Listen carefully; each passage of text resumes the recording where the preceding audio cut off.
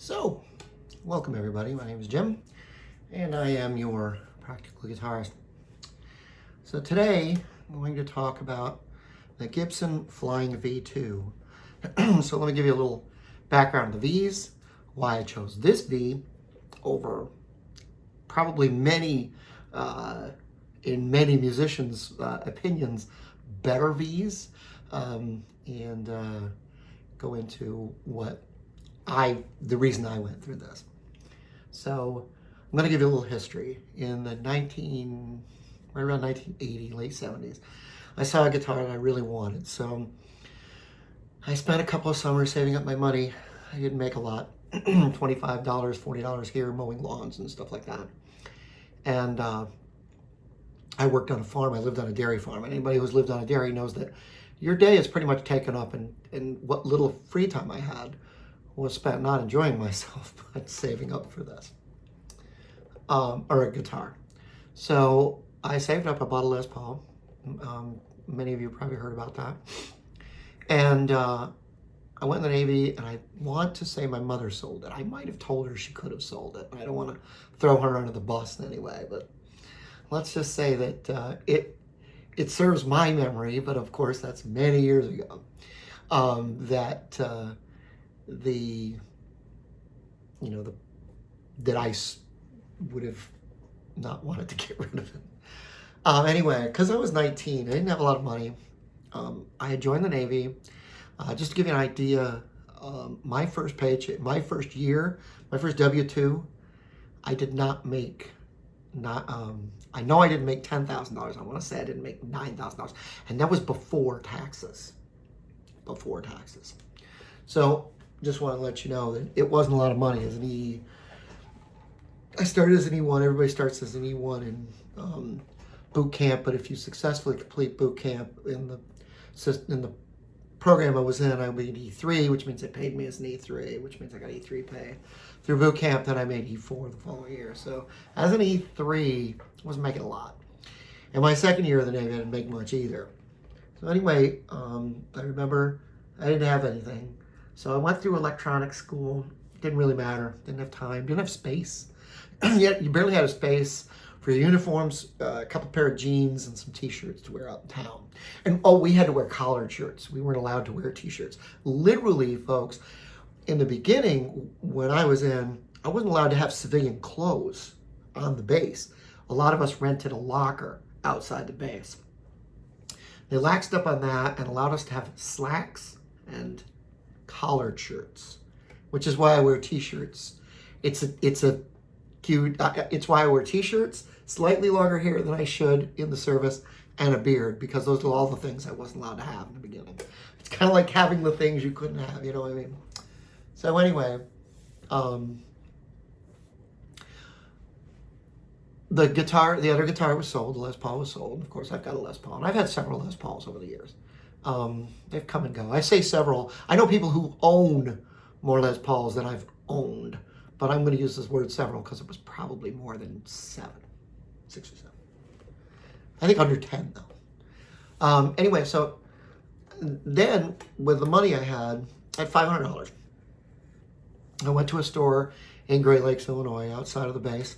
I was in A school at this time, and I decided, okay, I'm going to get a guitar, replacement guitar. I wanted a Gibson. And to be honest with you, at that time in my life, I had no idea why.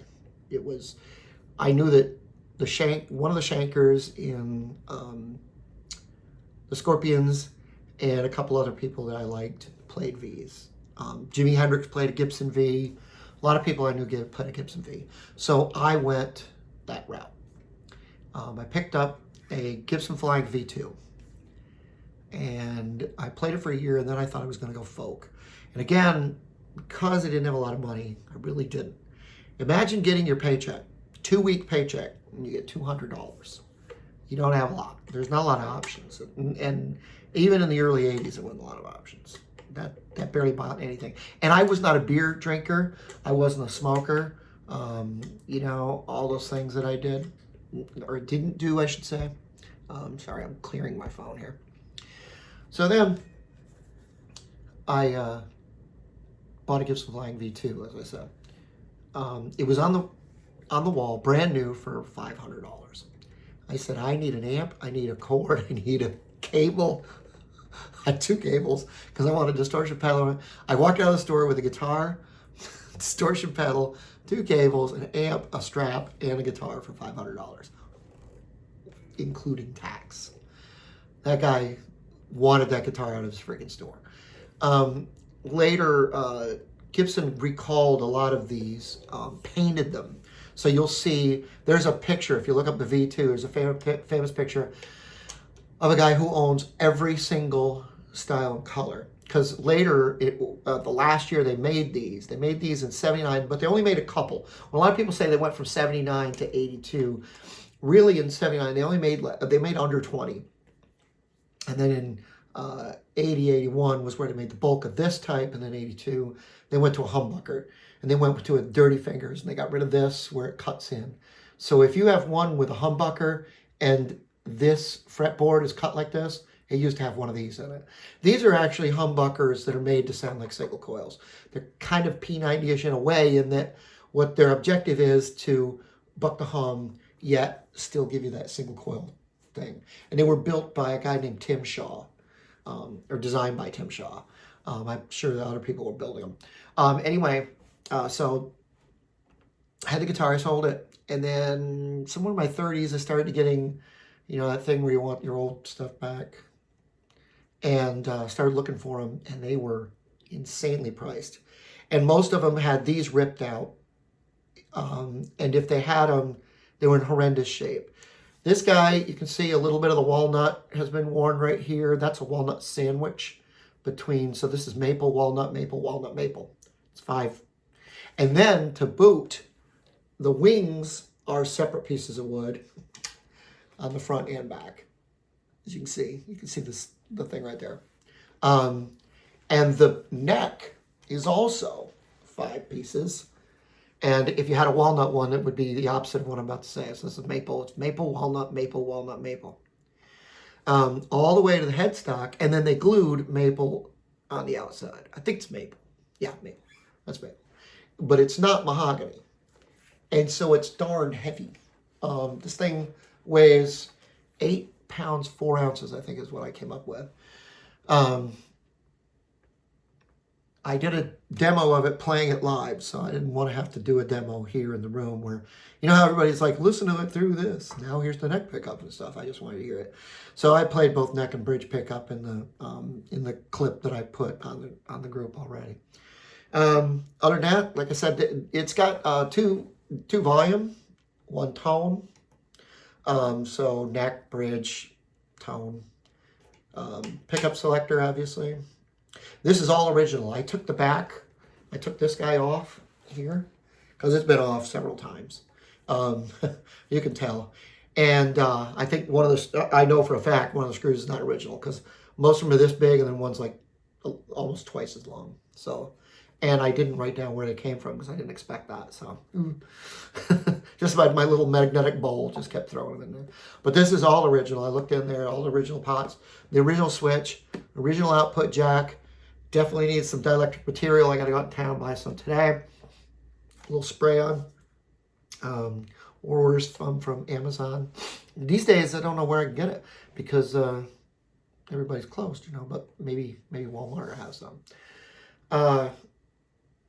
Pickups are original.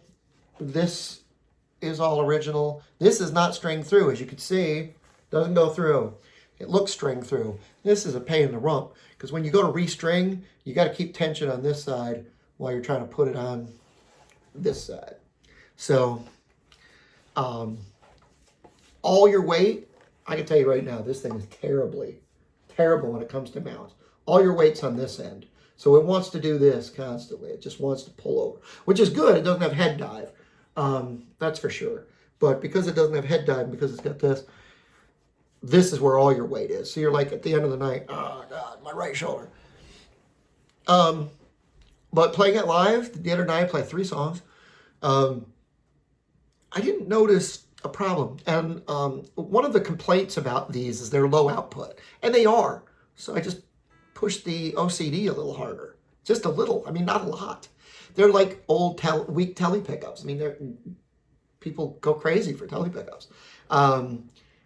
They aren't as powerful as most people. So most people, when they're buying a V, what they want is that powerful V pickup. You know, that I want to get the, and they're not after what, you know, the guys in the old days did, like Lonnie Mack and those guys that were playing them back in the day.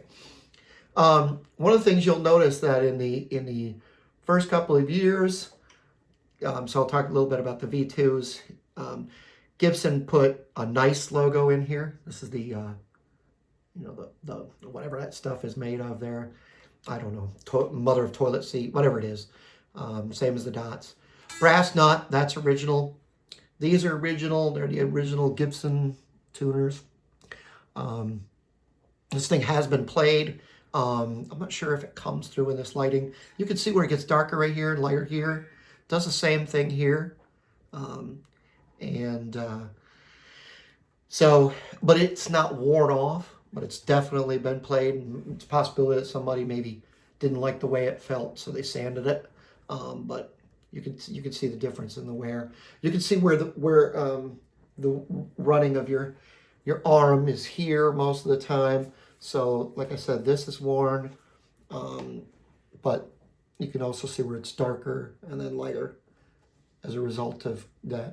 What they did with a lot of the these that were maple, the darker ones, the walnut, maple, walnut ones, were the most popular color.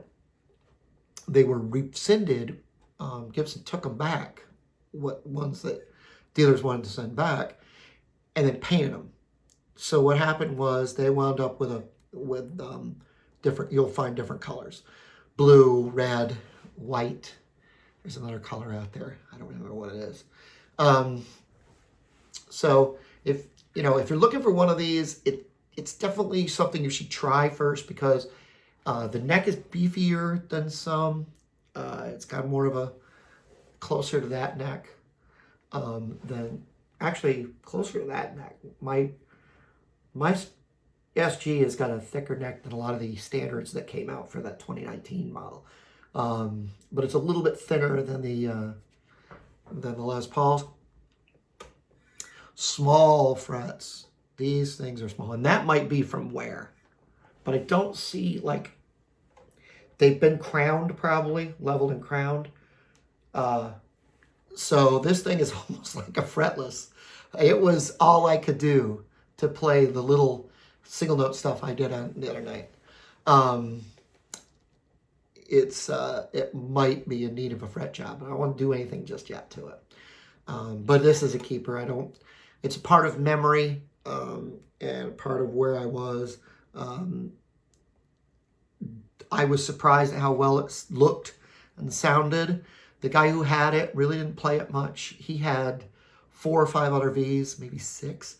He had Dean, Jackson, and several Gibson, and this was the only V2 he had. The other thing about these that a player would show you is they have this smooth wood, so don't sit in your lap. They just kind of do this, they just do that. The initial V's had like this rubbery thing here. I've even seen a kickstand. And the other thing that it has is right here is where the jack is. I don't know if I can see. Yeah, right there. So there it is. Yeah, so the input jack, even if you have a 90-degree thing in there, it's still gonna hit you right in the groin. It's meant to be stood and played. The guy from the Scorpions said that V's are a double-edged sword. So because once you get used to playing a V, it's hard to go back to a regular guitar. So this guy, other than the wear there's a little bit of buckle rash. There's a couple of scratches. There's right there, I had a scratch. This is worn, obviously, from play. But this is supposed to be like this. As you can see, both sides are concave like that. For the nice smoothness of the.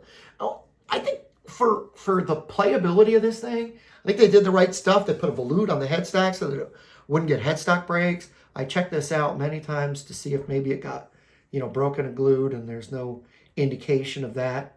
Because they would have had to fix all 5 pieces of wood and make it look like it was still one piece of wood. And so that never happened. The glue joint at the neck is good. There's no like popping or anything like that, or discoloration. But you can see, well, you can see the reflection of my light here. You can see like the fact that they didn't try real hard to make sure the wood matched up in any way, shape, or form. And you can see it's got like pimple here. Went through its teen years, I guess. It's 39 years old, guys. This is a 39-year-old guitar. I want to put that in perspective when I talk about the little stuff that's on here. Also, what's funny is, and I don't know if I can get it in the light, but it looks like somebody signed it. See that right there? That's just a dent, probably in the wood itself, because you can't feel that. But there's a spot in here where it looks like somebody signed the guitar, like a check. Like they got a check, you know how when you sign a check on a piece of decent wood, but it's a little soft, and they sign it, and then the signature like stays in the wood. So I think I've got somebody's signature on here, but I have no idea whose it is. But you got to get it in the light just right. I don't know if I can get it. There it is, right there. You can kind of see it. You can't feel it. It's there. But overall, nice guitar. Check out the play on it that I had at Papa's Pub over the week on Thursday night. If you like the channel, please like, favorite, subscribe, share, join our Patreon, and above all, to keep playing, because that's what we do. We play music. So, cheers. God bless.